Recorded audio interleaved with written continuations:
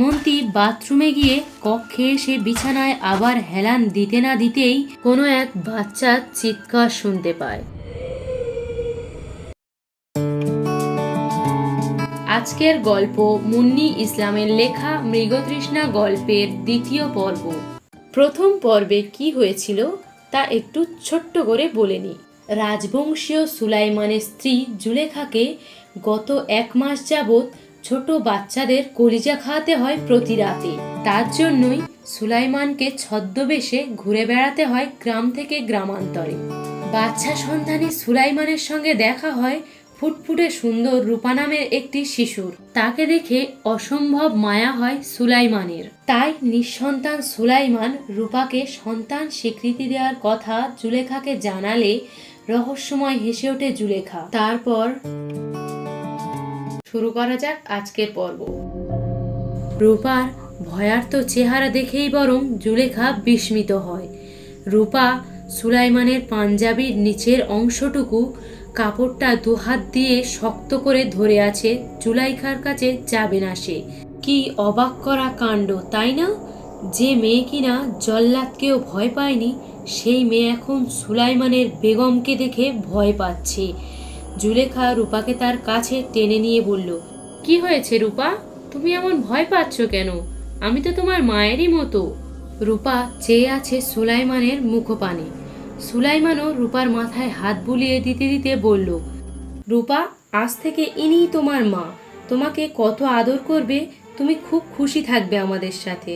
রূপা এবার কিছুটা শান্ত হয়ে বলল, আমি কি ওনাকে মা বলে ডাকবো? এবার জুলেখা রূপার গালে হাত বুলাতে বুলাতে বলল, বলো তো দেখি, মা ডাক শোনার অনুভূতি কেমন হয় শুনি একবার। রূপা ডাকলো, মা। আবার ডাকো তো রূপা, মা। জুলেখা এবার রূপাকে জড়িয়ে ধরে বলল, কি এক অপরূপ অনুভূতি। সুলাইমান জুলেখাকে বলল, বেগম, আমি তো তোমার মুখে এই হাসিটাই দেখতে চেয়েছিলাম।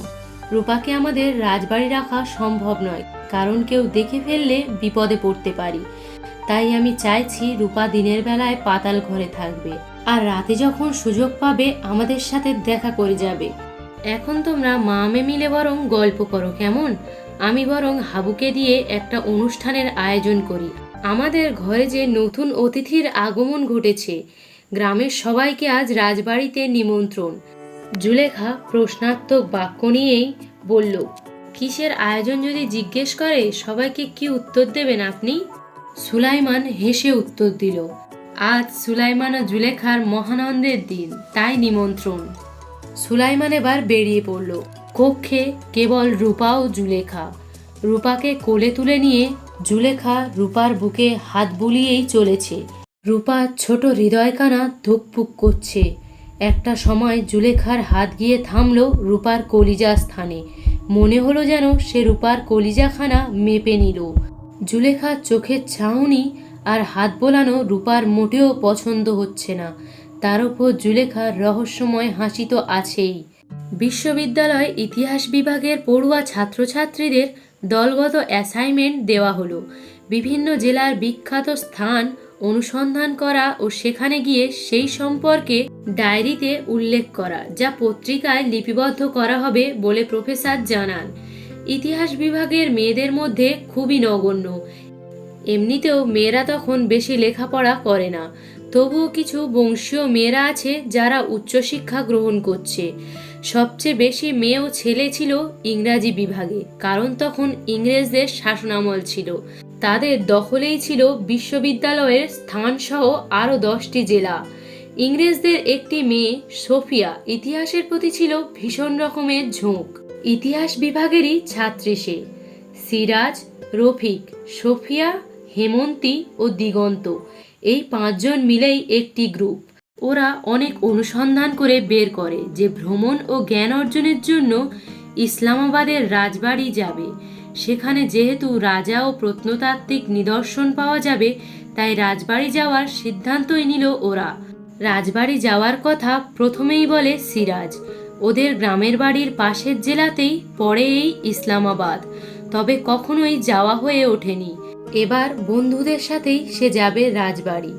সিরাজ রাজবাড়ি যাওয়ার থেকে রূপবতী সুনয়নাকে মানে জুলেখাকে দেখার ইচ্ছেই বেশি বললেই চলে। আজ ওরা রাজবাড়ি যাওয়ার উদ্দেশ্যে রওনা দিয়েছে।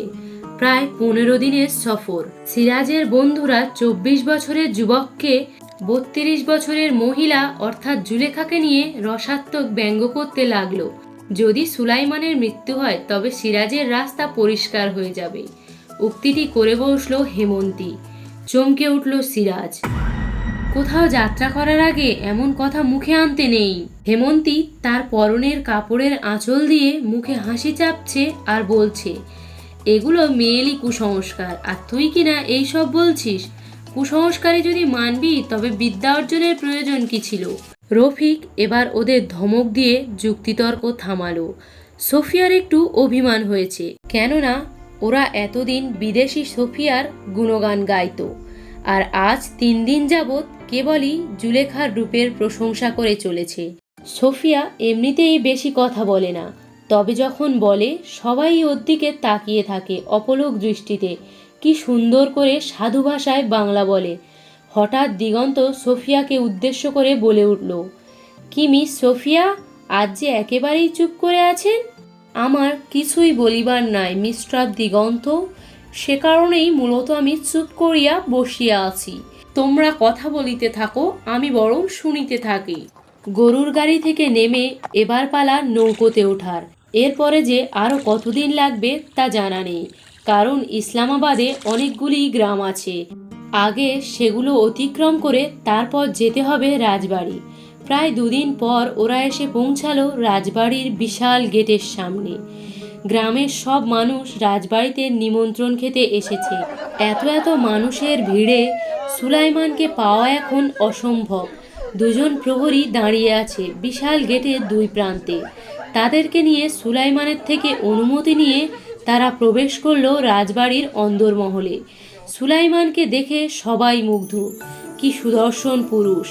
বয়সের ছাপ একদমই চেহারায় পড়েনি, ঠিক যেন রূপকথার রাজপুত্রের ন্যায় সুন্দর। পাঞ্জাবি পাগড়ি আর চোখে সুরমা দেয়া পুরুষটাকে দেখে মনে হচ্ছে যে এই পৃথিবীর কেউ নয়, ভিন গ্রহের কোনো বাসিন্দা। সুলাইমানকে তারা তাদের উদ্দেশ্য সম্পর্কে বললে সুলাইমান রাজি হয় তাদের থাকতে দিতে, কিন্তু সে মনে মনে ভয় পাচ্ছিল এতগুলো ছেলে মেয়েদের নিয়ে। ওরা যদি কোনোভাবে জুলেখার বাচ্চাদের কলিজা খাওয়ার কথা জেনে যায় বা সন্দেহ করে তবে সব শেষ। তবুও থাকতে দিতে হবে ওদের, কারণ সুলাইমানদের বাড়িতে প্রথা প্রচলিত আছে, যে কোনো মেহমানকে ফিরিয়ে দেওয়া যাবে না, বরং মেহমানদের আপ্যায়ন করতে হবে দেহের শেষ রক্তবিন্দু অবধি। সুলাইমান ওদেরকে রাজবাড়ির মেহমানশালায় থাকার ব্যবস্থা করে দিলেন আর বললেন, এ বাড়িতে অনেক দাসদাসী রয়েছে, কোনো প্রয়োজন হলে অবশ্যই তাদের জানাবেন।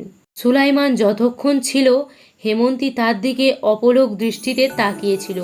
মুখের ভাষা হারিয়ে ফেলেছে সে। এত ছটফটে মেয়ে মুখ দিয়ে একটা রাও কাটেনি, এমন সুদর্শন পুরুষ সে আগে কখনো এ জীবনে দেখেনি। সোফিয়াও তার দিকে তাকিয়েছিল বিস্ময়কর ভাবে। তার জানা মতে ইংরেজদের চেয়ে সুন্দর আর কোনো পুরুষ বা রমণী নেই। সুলাইমানকে দেখে তার এই ভুলটি ভাঙল। তবে তার চেয়ে সুন্দর রমণী এ বাংলার বুকে আছে সেটা সে নিজের চোখে না দেখে বিশ্বাস করতে পারছে না। ওরা এখন বিশ্রাম নিচ্ছিল। সিরাজ, রফিক ও দিগন্ত একটি কক্ষে, আর সোফিয়া যেহেতু কারোর সঙ্গে কক্ষে অবস্থান করতে পারে না, তাই হেমন্তী ও সোফিয়া আলাদা আলাদা 2টি কক্ষে। ওরা সিদ্ধান্ত নিল যে কাল সুলাইমানের অনুমতি নিয়ে পুরো রাজবাড়ি ঘুরে দেখবে। এখন সবাই রাতের খাওয়া দাওয়া শেষ করে ঘুমাতে গেল। দিনের আলোতে রাজবাড়ি যতটা উজ্জ্বল ও সুন্দর, রাতের রাজবাড়ি ততটাই ভয়ঙ্কর সুন্দর। মেহমানশালার 3টে কক্ষে আজ অবস্থান করছে 5 জন যুবক ও যুবতী। মধ্যরাতে হঠাৎ হেমন্তীর ঘুম ভেঙে যায়।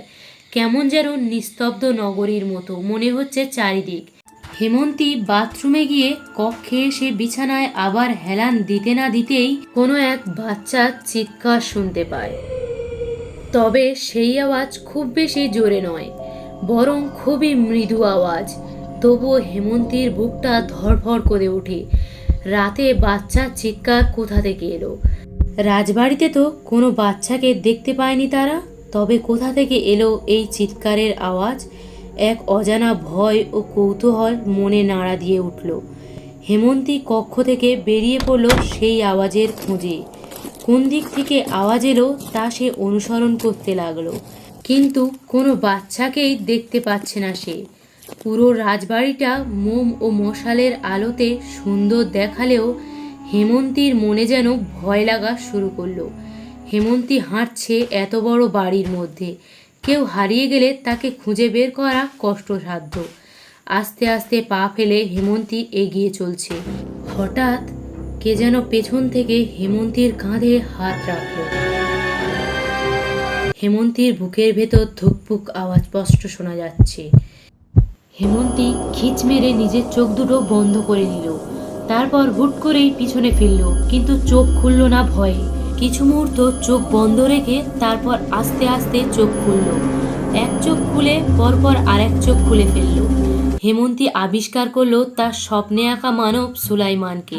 বুকে হাত দিয়ে আমতা আমতা করে বলল, উফ, আপনি আপনি এখানে কি করছেন মিস্টার সুলাইমান? সুলাইমান তার ভ্রুজোড়া কুঁচকে হেমন্তীকে বলল, প্রশ্নটা আমার করার কথা নয় কি? আপনি এত রাতে এখানে ঘোরাঘুরি করছেন কেন বলুন তো? আপনি জানেন না মধ্যরাতে সবাই ঘুমের ঘোরে থাকে? আপনার পায়ের আওয়াজে তো তাদের ঘুমের ব্যাঘাত ঘটতে পারে, জানেন না নাকি? সুলাইমানের এত প্রশ্নে হেমন্তী যেন হাঁপিয়ে গেছে।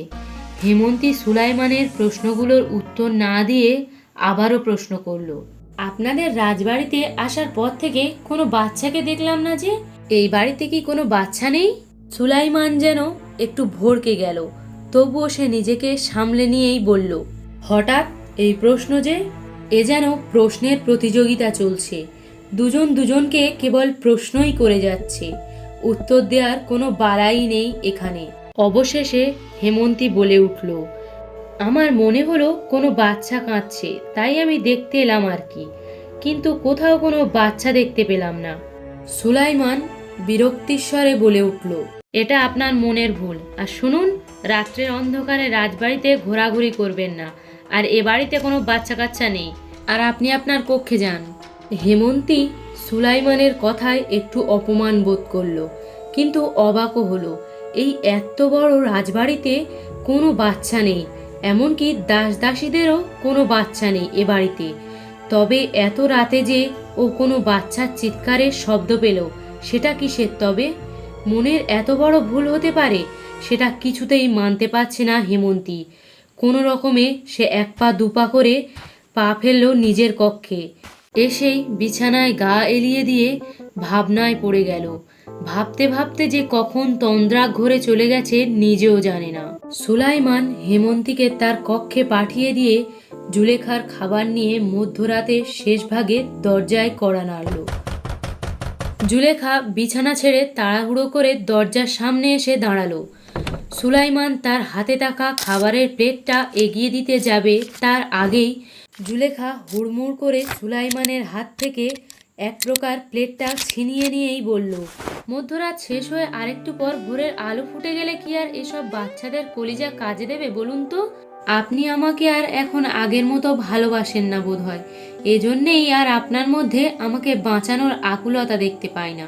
সুলাইমান যেন জুলেখার কথায় একটু আঘাত পেল মনে, তবুও জুলেখাকে সেটা বুঝতে না দিয়েই বলল, ছিছি বেগম, এ কথা যে মনে আনাও পাপ। আমি যে তোমাকে এই পৃথিবীর শতভাগের ভালোবাসা শতভাগই পরিপূর্ণ ভালোবাসি। আসলে আজ যে মেহমানরা আমাদের বাড়িতে এসেছিল, তাদের মধ্যেই একজন মধ্যরাতে কক্ষের বাইরে চলে এসেছিল, তাই তাকে সামলে নিয়ে আসতে একটু দেরি হয়ে গেল। যেহেতু এখন বাড়িতে মেহমান মানে বহিরাগতদের অবস্থান, তাই তোমাকে এই কয়েকদিন মধ্যরাতেই খেতে হবে, না হলে ওনাদের কাছে আমাদের কর্মকাণ্ড ফাঁস হয়ে যেতে পারে। আমি চাই না কেউ আমাদেরকে চুল পরিমাণও সন্দেহ করুক। আমার বেগমের গায়ে আমি ছিটে ফোটা আঁচও আসতে দেব না। প্রয়োজনে আমি নিজে পুড়ে ছাই হব, তবু আমার বেগমকে বাঁচাবো।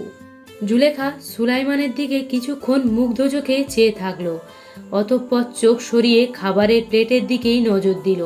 জুলেখা চোখ চকচক করে উঠল, অপেক্ষা করতে পারছে না সে। ধূপধাপ পা ফেলে জুলেখা বিছানায় বসে গোগ্রাসে গিলতে লাগলো। সুলাইমান অপলক চেয়ে আছে জুলেখার দিকে। 20 বছর সে যে জুলেখাকে চিনত তাকে এই 1 মাসে অনেক অচেনা মনে হয়। মনেই হয় না এই সুনায়নাকে সে কখনো চিনত। যার প্রতিটি কাজেই মুগ্ধ চোখে চেয়ে থাকতো সুলাইমান, এখন তার প্রতিটি কাজেই অবাক হয়। জুলেখা খাওয়া শেষ করে চোখ উপরে তুলে তাকায় আর বলে, আপনি কি দেখছেন অমন করে জনাব? জুলেখার হাঁটা, কথা বলা, তাকানো, খাওয়া, ঘুমানো কি আজও সেই প্রথম দিনের মতো আপনাকে মুগ্ধ করে? সুলাইমান মৃদু হাসি দিয়েই বলল, আজও আমার বেগমের প্রতিটি পদক্ষেপ আমায় মুগ্ধ করে, তবে এখন সেই সাথে সাথে অবাকও হই বটে। জুলেখা এবার বিস্ময়কর চোখেই চেয়ে রইল। অবাক হন কেন এই প্রশ্নটা করবে করবে করেও করতে পারছে না। জুলেখার মুখটা মলিন হয়ে আছে। সুলাইমান যেন তার বেগমের মনের কথাও শুনতে পায়, তাই সে উত্তরে বলে উঠল, আমি জানি বেগম তুমি কি জানতে চাইছো, আমি কেন অবাক হই, তাই তো? জুলেখা মাথা নাড়ালো। সুলাইমান একটা বড় দীর্ঘ নিঃশ্বাস ফেলে বলল, এই 1 মাস তুমি কেবলই রাতের খাবারের জন্য ছটফট করতে থাকো। আমি সারাদিন পর বাড়িতে ফিরে আসার পর তোমার প্রথম প্রশ্নটা হয়, কলিজা পেয়েছেন? কিন্তু 1 মাস আগেও আমি যখন বাড়িতে পা ফেলতাম তুমি জিজ্ঞেস করতে আমাকে, বেগমকে মনে পড়ল তবে? আমি হেসে উত্তর দিতাম, আমার বেগম সবসময় আমার মনেই অবস্থান করে, তাকে ভুললে তবেই না মনে পড়বে। আরও কত খুনসুটি হতো আমাদের মধ্যে, কিন্তু এখন সেসব অতীতের খাতায় নাম দিয়েছে। জুলেখার চাহনি বেশ করুণ। সুলাইমান তার চোখের দিকে তাকিয়ে বলল, বেগম তুমি নিশ্চিন্ত হও, এতে তোমার প্রতি আমার ভালোবাসা বা প্রেম বিন্দুমাত্রও কমেনি, বরং দিন দিন আমার ভালোবাসা শুধু বেড়েই চলেছে। আমার শেষ ইচ্ছা যদি জানতে চাও তবে আমি বলবো, তোমার চোখের দিকে তাকিয়ে যেন আমার মৃত্যু হয়। শেষ বেলায়ও বেগম সুনায়না জুলেখার মুগ্ধতায় মুগ্ধ হয়ে মরতে। সুলাইমানের মুখ চেপে ধরে জুলেখা বলল, এমন কথা মুখেও আনবেন না বলে দিলাম। আমি যে আপনার জন্যই বাঁচতে চাই। আপনার ভালোবাসা এতই তীব্রতা যে আমার বেঁচে থাকার লোভ দেখায়। আমার তো কলিজা খাওয়ার লোভ নেই, লোভ আছে আপনার ভালোবাসা পাওয়ার। আপনার ভালোবাসাই যে আমায় বেঁচে থাকার একমাত্র কারণ জনাব। সুলাইমানের ওষ্ঠধর জুড়ে হাসি ফুটে উঠল। সে খুশি হলো এটা জেনে তার বেগম তাকে আগের মতোই ভালোবাসে। ভালোবাসার প্রকাশের ধরনটাই শুধু বদলে গেছে। চারিদিকে ভোরের আলো ফুটেছে, পাখিদের কণ্ঠে গান হচ্ছে, হু হু করে বাতাস বইছে। এমন সুন্দর পরিবেশ বোধহয় রাজবাড়িকে আরও বেশি আকর্ষণীয় করে রেখেছে। সিরাজ, দিগন্ত, রফিক ও সোফিয়া ঘুম থেকে উঠে ফ্রেশ হয়ে নিল, কিন্তু এখনও হেমন্তীর ঘুম ভাঙেনি। সিরাজ মুখ ভেঙিয়ে বলে উঠল, ও বোধহয় মামাবাড়ি বেড়াতে এসেছে, এখনও পড়ে পড়ে ঘুমাচ্ছে দেখ। ও না না, মামাবাড়ি না, মামাবাড়ি না, এটা তো আবার ওনার শ্বশুর বাড়ি।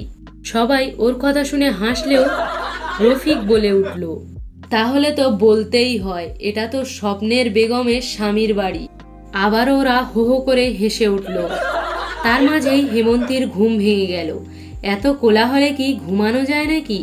হেমন্তীর জানা আছে যে তার উঠতে দেরি হওয়ার কারণেই এত কিছু বলাবলি করছে সিরাজ। এরপর ওরা সুলাইমানের অনুমতি নিয়ে পুরো রাজবাড়ি ঘুরে দেখা শুরু করলো, জুলেখার কক্ষ ছাড়া। জুলেখা কোনো পুরুষকে মুখ দেখায় না, প্রায় 18 বছর হলো। হেমন্তী ও সোফিয়া মেয়ে হওয়া সত্ত্বেও অনুমতি দেয়নি সুলাইমান। হেমন্তী সুলাইমানকে দিন আর রাতের মধ্যে গুলিয়ে ফেলছে, কারণ তার দেখা রাতের মানবটি রাতের অন্ধকারে কেমন যেন অন্যরকম মনে হলো। চেহারায় কোনো মায়া মমতা ছিল না, কিন্তু দিনের আলোতে তার চেহারায় সেই মায়া মমতা ফুটে উঠেছে। হেমন্তী রাতের ঘটনা কাউকে বলল না, যদি ওরা এটা নিয়ে মজা করে তাই। কিন্তু মনের মধ্যে প্রশ্নটা রয়েই গেল। সবাই মিলে পুরো রাজবাড়ি ঘুরে দেখছে আর নিজেদের অভিজ্ঞতা ডায়েরিতে লিখে রাখছে। ওদেরকে এবাড়ি ঘুরে দেখানোর দায়িত্ব এবাড়ির পুরনো একজন কর্মচারী আবুল মিয়াকে দেওয়া হয়েছে। তাকে ওরা এবাড়ির নিদর্শন সম্পর্কে জিজ্ঞেস করছে আর তিনি উত্তর দিয়ে চলেছেন। এবাড়ির সৌন্দর্যে ওরা বিস্মিত, কি অপরূপ দেখতে সবকিছু। হঠাৎ রফিক বলে উঠল, তোরা বরং রাজবাড়ি ঘুরে দেখ, আমি বাইরেটা পর্যবেক্ষণ করে আসি। রফিক চায় তার অ্যাসাইনমেন্ট সবচেয়ে উত্তম রূপে প্রকাশ পাক, তাই সে শুধু ভেতরটাই নয় বরং বাইরের সৌন্দর্য খুঁটিয়ে তার ডায়েরিতে লিপিবদ্ধ করতে চায়। রফিক পুরো বাড়ির চারপাশটা খুব ভালোভাবে পর্যবেক্ষণ করতে লাগলো আর লিখতে লাগলো।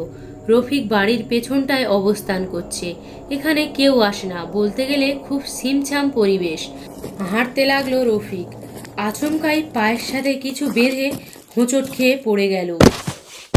এই দৃশ্য কেউ দেখে ফেলার আগেই উঠে পড়তে হবে, নয়তো বা হাসির পাত্র হতে হবে। রফিক দুই হাতে ভর দিয়ে ওঠার চেষ্টা করছে, আর তখনই খেয়াল করে এখানকার মাটি কাঁচা, হাত ভেতরে ডেবে যাচ্ছে।